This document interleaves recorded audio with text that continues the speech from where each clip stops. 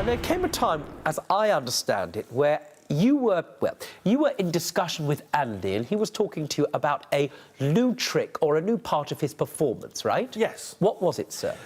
He sent me a video of him performing at a theatre in Lowestoft, and it was his opening act, and I thought it was sublime. Just pause for a second. Now, bearing in mind there are people who've been lucky enough to find themselves in the Sistine Chapel, standing there looking up at the work of the great Renaissance artists and gone, goodness me, it's sublime. Bearing in mind there are people that have sat listening to Beethoven's symphonies and thought, goodness me, how profound, how sublime. Or have stood at the top of the most exquisite vistas around the world, perhaps, I don't know, the wildebeest of Africa, and said, how profound, how sublime. Yes. You use the word sublime to describe what, sir? He was playing musical bells on an ironing board, and it was hilarious and different and unique, and I thought it was really, really good. No, you didn't. You thought it was sublime. I did. You're quite right, Judge, I did. It's been a challenging day for me, Andy. Let me have a look at your sublime performance.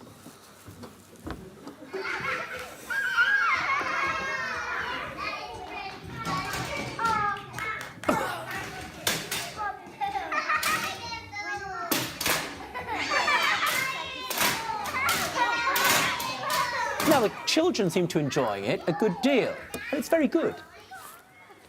Now, there you are, you're with the ironing board, you cover the ironing board, etc. Now, there are bells.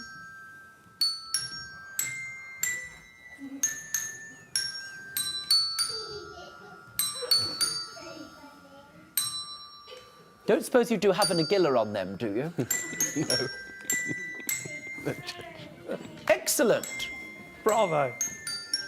Good, isn't it? Sir, it's bells and an ironing board. It's comedy gold. It's what? Comedy gold. The ironing board, yes, Judge. The ironing board is comedy gold. Just sort of wait a minute. Peter, where are you from originally? Czech Republic. I just want to say things are not lost in translation. And bearing in mind, he believes that he has what you call global intellectual property right over this. Looking at that, do you find this sublimely hilarious? Not really. What's his act? He does a comedy impression show. And here's the thing, people don't just pay to see him. When he's on the bill, the night seems to sell out, correct? Does, yes. Yep. Which means that people book him months in advance. Yep, correct. It's a guaranteed successful night. Yes. True? Yep. What sort of impressions do you do, sir? Mrs. Brown, David Dickinson. Who's that on the top left? David Dickinson, Judge. Can you do a bit of Dickinson for me? Actually, David Dickinson, now that's a real deal for you, Judge, because can I just say that this little old lady came down last week and she brought with her a little black box that she'd found in the attic. She said, David, can you tell me what that is and what it's worth? I said, you silly old lady, that's your water tank. Do me? Never mind. You supplied wigs. Before speaking to Clyde, how many wigs had you supplied? For sort of various people, up until that time he was sort of a little bit later down the line, so up until that point I'd probably done about 50 styled wigs. How long does it take to style a wig? It can take up to a week sometimes. Up to a week sometimes? And what would you do? Obviously, there's teas Let me tell in the you, sir, there are many things about this case, but when I ask you, how does one style a wig for a drag queen, starting the sentence in reply with, well, obviously. Do you see what I mean? Yes. He asked for his money back, you're providing a service, whether you're a company or not. Where's his money? At the time, I'd given up work to sort of doing wigs up full-time, and obviously, when I had people... Sorry to say obviously again. I had people at the time asking for their money back when, obviously, I'd bought a lot of stock. So, when I'd bought the stock, I just had a load of stock sitting around, and when people asked for refunds, I would have had to sell the stock to then get their refund, and obviously, I couldn't just sell the stock like that because, obviously, I couldn't get as much back for the refund without an actual full-time job. Yes. Obviously. What did you do back then? Were you doing sort of different impressions? I've played drums, I've been a DJ, I've done Understood. karaoke. Right, you weren't doing sort of early impressions of Norman Yes, I was. Wisdom back then? Yes, Judge, at the age of 7. What was your first impression? Norman Wisdom. Come on, then. I need the cap on first.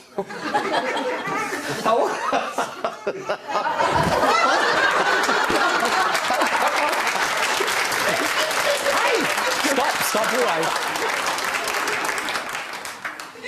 Yes, you can stop now. You are what loosely might be described as a performer, correct? That is correct. Well, except it's not very loose. You've been a performer since you were a child, correct? That is correct. So about 20 years ago, or thereabouts. A little bit more. Understood. Now, your special talent is what, sir? Is impressions. The thing about it is that you do various impressions, and over the years, some are more famous than others. There's Victor Meldrew, as I understand it. Any others? Yes, certainly I would do Del Boy, Uncle Albert, Mr Bean, Ali G. I could go on and on. Understood. In other words, you do characters from other shows. Do you do a Michelle or a Peter? Do you do me? I would not do you. That'd be too disrespectful. I couldn't agree with you more. I would do Julie Clary, maybe. Or Graham Norton. But I certainly would not be disrespectful to do someone like you. And it's in the theme of the television show. Yes, it is. Give me a best David Jason. Well, you know, I'll go round all the tables, won't I, eh? And say, here, you Wally, you dipstick, eh? Here's Tom next year. I will be millionaires, won't we, eh?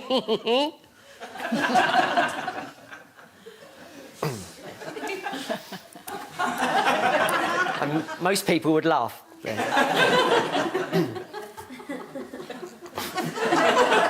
I'm sure that they'd laugh very near you, sir, yes. What happened during the set list? I turned round, I was dancing and I turned round and Tommy had come from the back door on the stage with this on. Can you bring that to me, Michelle?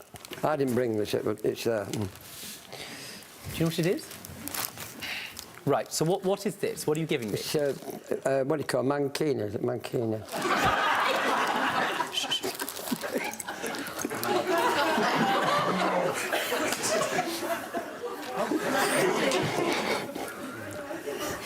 Sorry about that.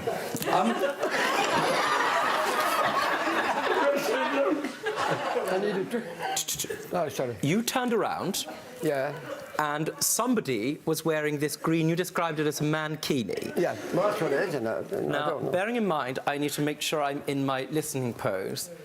Which of these two gentlemen was in the mankini? My friend there, Tommy. Tommy was in the mankini. Excuse me, Judy, I wore it, but I felt embarrassed wearing it because I've never seen one before. But it was accidentally, I put it on back to front and forth. I didn't do it on purpose. It was an accident. It was an accident. It was an accident.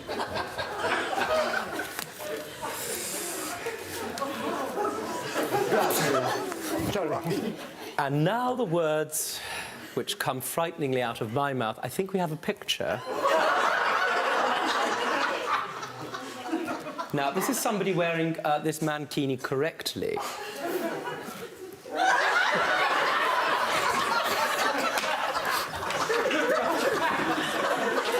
Now, just to be clear,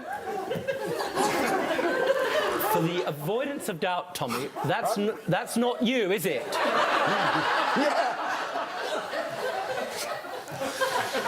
Accidentally, though, it weren't done on purpose because there was nobody tell me in the room to put it on properly, you know what I mean? At that time, you hadn't told Ray that this was going to be put on. So Ray might have been unaware of it. Well, that's his point, and I think it's not in dispute. You were unaware that Tommy was going to put this on, correct? You were not aware. So you turned around, I didn't know. That's right. And there's Tommy sporting this. But not only is he wearing it, but as I understand it, Tommy, You didn't put it on properly, am I right? No, I put it on back to front by mistake, you know, accidentally. What actually happened? Did you put it on back to front? It wasn't, no, you know, the wide bit that goes at the bottom. That way. They had that piece on his chest. Accidentally, it wasn't on purpose. I've never seen one, you worship, I've never seen one before. Paul, you promoted a whole number of these events, and you as the promoter want to ensure that you have what I'm going to call the best storylines, yes? Because you have to have a goodie and a baddie. Now, is the original Craig a goodie or a baddie? I work as a goodie. A goodie? Yeah. So you want the audience really cheering for you, Yeah. the young ladies to say, yes, it's the original Craig, hooray, hooray, that sort of thing. Yes, What's the name of one of the baddies in your federation?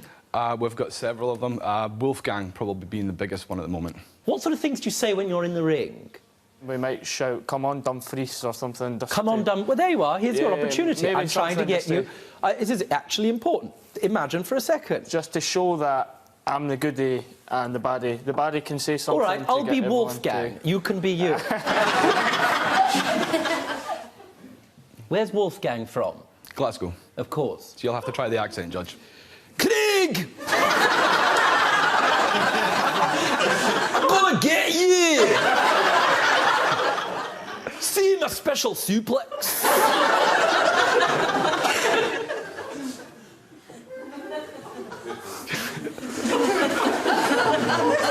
Oh, you're right, wrongin'. Come on, Dumfries, let's take down this big fat Glaswegian. Don't be stupid. Stay and watch the best Judge Rinder moments. And I'm talking. Understood? Don't be a moron. Subscribe to Judge Rinder YouTube channel. Right now. That's an order.